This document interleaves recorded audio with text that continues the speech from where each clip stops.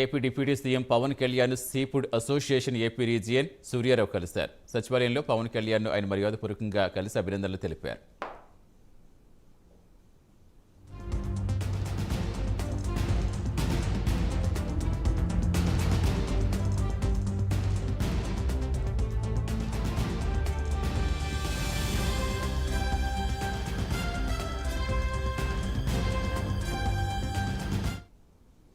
AP deputy CM Pavan Kalyan seafood association AP region Irrinki Suryarao కలిశారు.